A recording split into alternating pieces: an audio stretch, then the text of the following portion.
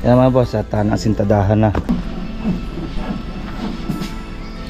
Lagyan natin ng fiber meats. Yan. Yung block 34, lalagyan din natin yon pag magtatiles siya sa baba. Yan yung gusto nila na wood style. Na yan na rin. And then yung needs na, ayan na rin. Halos pumapatak ng 120 na. Kumbaga binuo na natin ng dalawang tiles para maganda yung cut niya.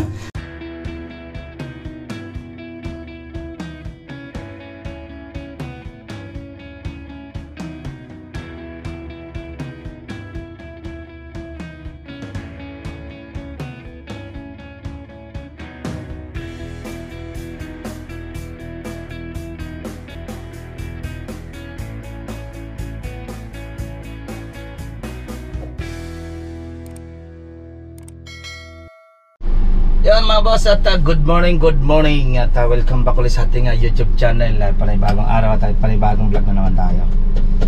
Okay, at J Oragon. At dito natin ulit itong block 31 ng Lima Brosa phase 3. Yung extension natin, medyo mataas na yung extension natin. At update na ulit natin, and then yung tiles sa CR, and then wina-waterproofing na yung second floor na CR, and then namin nag-prepare na ng masilya ng pagpintura natin para sa second floor ng block 31. Okay, tara, update na natin.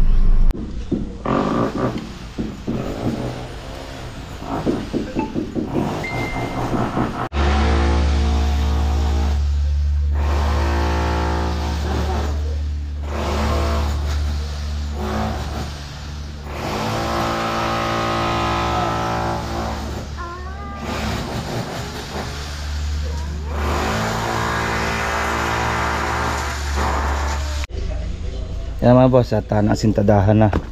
Okay na, bali 4 na poste. Ang poste natin ay 1, 2, 3, 4, 5, 6, 7. Itong poste nilagyan na natin dito at pinag-grind na natin yung dating unit para makuha natin yung dating bakal dyan, at katagalan hindi mag-crack yung wall. Okay, ito yung pinto nya. Okay na, simula na tayo. Chikiting, tatrabaho na. Bagsakan pa mo bebe. Naka-flat lang ang ating mga poste para malinis. Ayan na.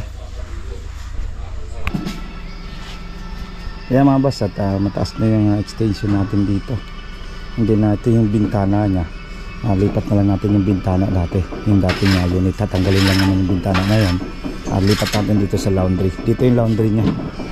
Okay. Yun. At paporma na lang. Ayun yung ibintaan tayo para sa kitchen. Saka na lang natin dito kung mabakbakin pa natin kapiraso, kaso hindi na mabakbakin dahil tumama sa poste, dahil tinapat lang natin yung poste nya sa dating unit para maganda yung hook nya. Okay. Ayan mga boss, at update na natin itong block 31.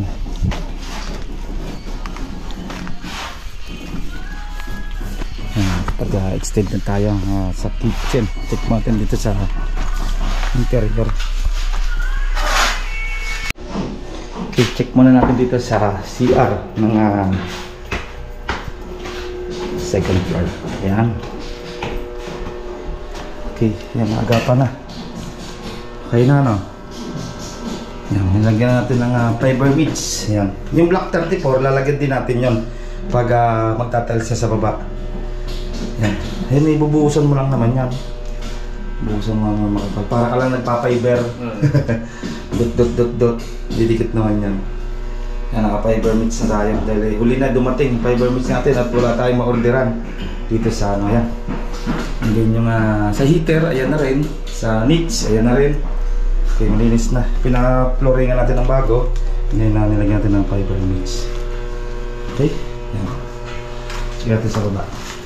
Ay, dito muna. Ayan, pinahasa natin. Nahasa na yung kisame dito. At prepare na para sa pintura. Then yung wall naman natin, naka-primer na. Naka-prepare na sa finish yan. And then ito, yung kanya namang kisame, prepare din. Ito, huli na to. Pintura. Hintayin natin ma-waterproof yung likod niyan. natin dito sa ground floor na CR. Okay.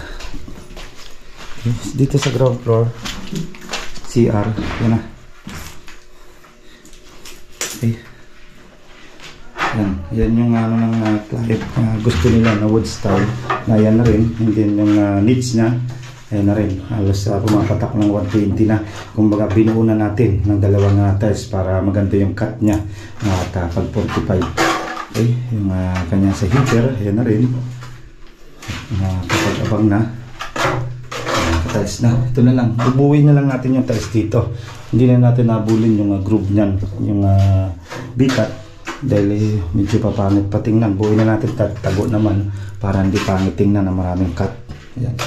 Ito buuin na rin natin to. Okay. Ayan, sa CR natin.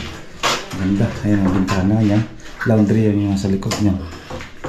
Okay. Check naman natin dito sa kanyang extension na kitchen. Extension na kitchen, ayan na rin. And then, kinuha lang natin yung lapad ng laundry nito. Di yan, ginitna na lang natin yung bintana niya. Ito wala naman bintana yan.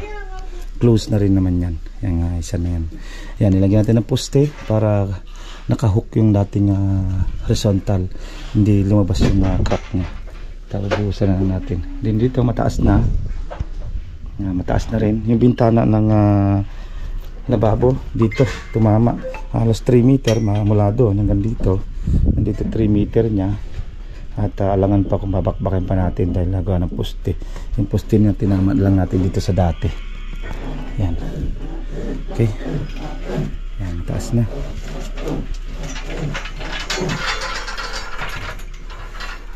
Then itong bintana, yan, owning na lang yan. Binaba na lang natin ng kapiraso. Then itong isang pinto para exit nila. Exit dito galing sa kitchen. Yan. Okay, tapos pa header na rin sila dyan.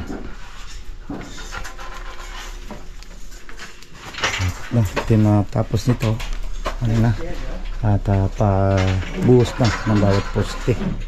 Okay, yan ang update natin dito sa block 31. Yan mga boss, yan ang ating update dito sa block 31. Ito nakaprepare na rin para sa pintura yung mga kisame natin dito. Ayan, PVC panel lang din naman yon sa dulo na yon. And then ito, PVC panel, yung kisame natin sa CR, PVC panel din natin. Then naka-storage na rin tayo. Yan, may pinto na, nakabit na yung ating hamba para sa storage. Okay, yan ang ating update. Next update natin, Jasmine naman para bukas ng araw ng Sabado, payday. Yan, ngayon ang araw ng Friday. At ito update natin. Bukas, Jasmine ang update natin. Okay, nandito na lang at ingat-ingat tayo. Bye-bye. Ito pong J Uragon Vlog, napakaganda po ng channel na ito, no? Tungkol po ito sa construction. Actual construction po ang channel na ito, no? Pag pinanood nyo po ito, panalo po kayo sa channel na ito. Napakaganda po ng mga video niya. Lalo na pong magaganda, no? Yung mga iba't ibang design niya. Kakaiba po yung mga iba't ibang design niya sa mga kisame. Subukan nyo pong panoorin J Uragon Vlog na ito. Matutuwa po kayo pag pinanood nyo po yung mga video niya. Maraming salamat po.